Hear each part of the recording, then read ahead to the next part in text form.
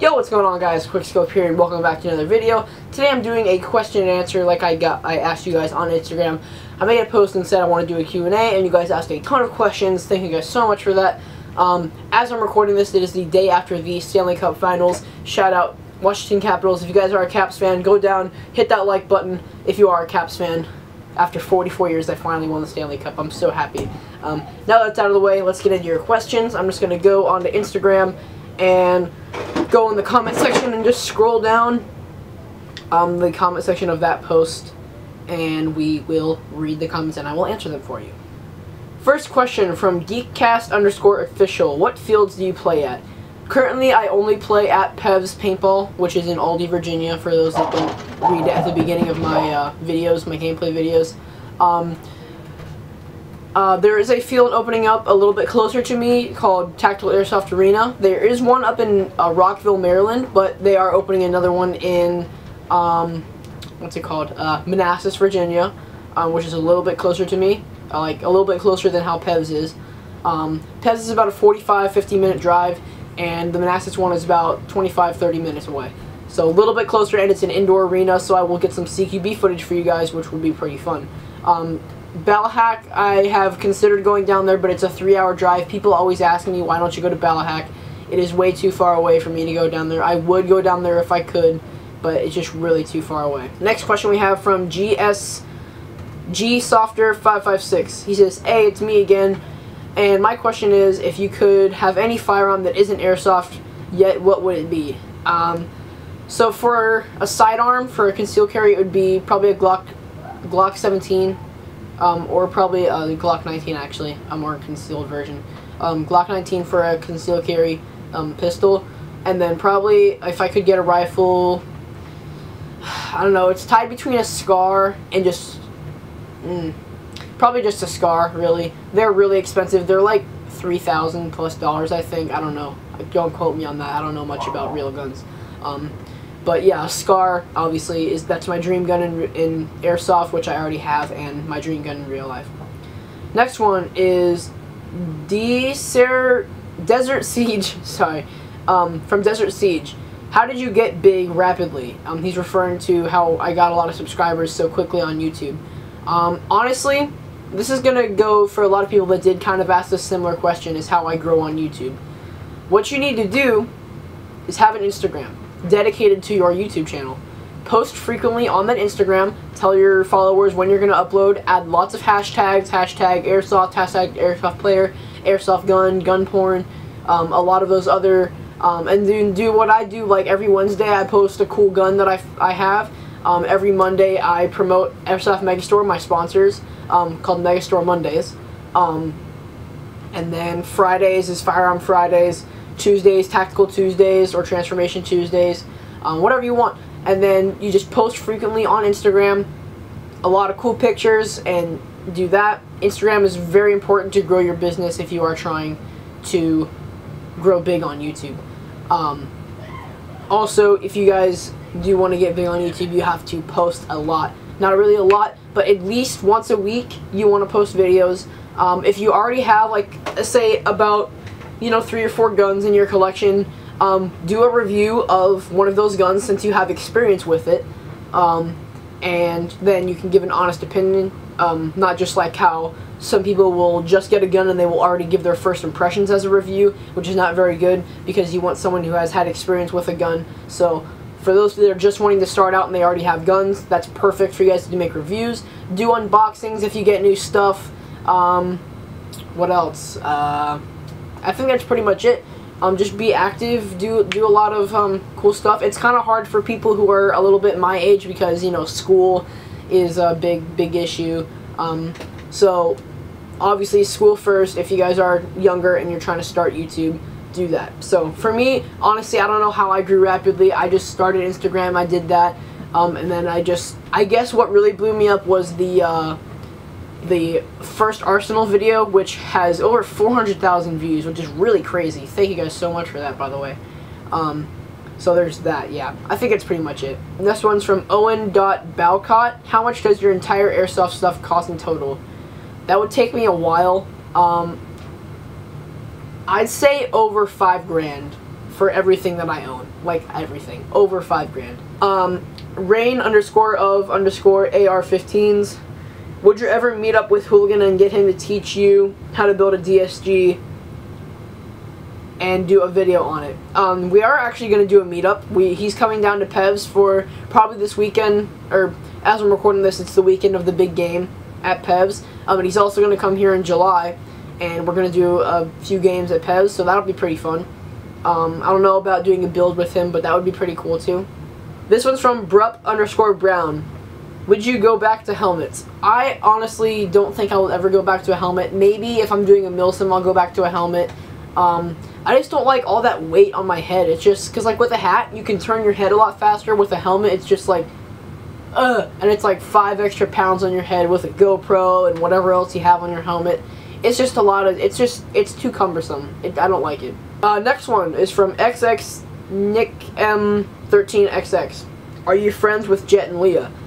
I wouldn't say we're friends, but they do, like, if I'm in their live streams and I comment, they recognize me, like, hey, Quickscope, like, they know me, they remember me from SS when I met them. They're really awesome people. Leia is super, super nice, and Jett is also really cool. He's an awesome dude, really respectable person. I love both of them so much, and I hope to meet them again very, very, very soon. This is a good question right here. Kevin.Kiveny, he says, what's your opinion on the Hop-Up app? I have the Hop-Up app. I haven't bought or traded or sold anything on it yet. But I plan to in the future. It's kind of sketchy a little bit because I've heard a lot of people get scammed on that app. But I might try it. I do have it just occasionally. If I come across a good deal, I'll get in touch with the person, and yeah. Next question is from Davis Stapleton 10. Do you think G&G guns are worth it? I'm talking about the GC16 Predator with an ETU. Yes, I think G&G guns are well worth it, especially the GCs. Don't get the CMs. The CMs are really bad because they have like something in the gearbox there's different between the two, but like the GCs, they last a little bit longer from what I've heard, especially the newer ones. Like the ARP9, even though it's a CM, I think they're a little bit more improved. But like the older ones, like this one right here, the SRXL stock, that gun is terrible. But it's a good, like for $300, it's really not worth it actually. So would I recommend buying that gun stock? No, unless you're gonna upgrade it and you have a lot of money planned for it. But yeah, other than that, GG guns are somewhat worth it, except for the older ones. Get some of the newer ones, which are way better. This one's from Angelic15. Are you more of a Milsim or SpeedSoft person? I would say I'm a SpeedSim person. I like to wear the Milsim stuff, but I also like to get up close and personal most of the time. Eventually, I do plan on getting like a dye mask and maybe a black loadout to run with my Supreme machine, so I can just run all black and kind of match it instead of having like multicam and the black and red. It kind of doesn't look that good, but eventually I do plan on getting a SpeedSoft loadout. But yeah, this one's from _TT Tyler _. This is a question that got asked a lot. What got you interested in Airsoft / how did you start Airsoft? So back when I was in like middle school, I loved like Call of Duty and everything, and I just loved like I was obsessed with guns, and I thought they were really cool, just how they worked. And then I heard about this thing called Airsoft, which, well, first I played paintball one time. One time I played paintball, which was like 5 or 6 years ago. And I liked it. It was pretty fun. And then it was at Pevs, actually. I played paintball at Pevs for a birthday party. And then I heard about Airsoft, and then I was like, oh, I want to get into this. My actual first Airsoft gun was like a UK Arms Spring G36, which I don't have anymore because it broke and I threw it away. But that was like about 5 years ago when I got that, and then after that, my second gun was that gold gun. If you guys remember, it was like a Colt, like a cyber gun, like starter gun, piece of crap gun. But yeah, and then I just eventually started getting up and up. So basically, video games and seeing a lot of the YouTubers like Jett or Fox. He was the first person I ever saw on YouTube doing Airsoft, which really got me into doing it. I'm going to answer this question now. A lot of people have asked it. why do I hate Crytek, or what's my opinion on Crytek. I don't hate Crytek as a company, I just hate how overpriced they are. They're awesome looking guns. I'm not really sure about the internals. I've heard people say that they break easily, but they are good internals and they're good out of the box. But just from what I've heard from other people, that they're not the best guns. There's no such thing as the best gun, first of all. I mean, honestly, I would choose a highly upgraded Lancer Tactical, because because I wouldn't have a stock Crytek. I'd rather probably upgrade my Warlord to like a DSG or something. But really, that's my opinion. Okay, this doesn't really make any sense. This guy says HPA or LiPo. I love both and run both. They're really not comparable. You can't. I mean, it doesn't really make sense. I don't know. Terry_Will224 says, what's the best place to sell your airsoft guns? eBay and HopUp. HopUp is probably like the... Again, I've never used HopUp, so I can't really say, but like I've heard people say HopUp is good. eBay, HopUp, Craigslist, or just at your local field. Anyone, you're like, hey, you want to buy a gun? And yeah, that's a good one. This one's from callsign_Canted. Shout out to you, Canted. How long have I been playing Airsoft? I've been playing for about 4 years. 3.5 to 4 years. Yeah. Joey Taylor 765. What's your favorite Airsoft brand? Examples: Tokyo Marine, G&G, or Crytek, and why?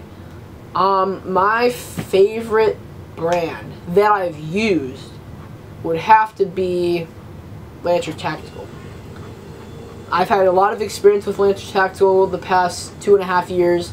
I've got my Warlord and my Gen 2. Those things are amazing, amazing guns for what the price is.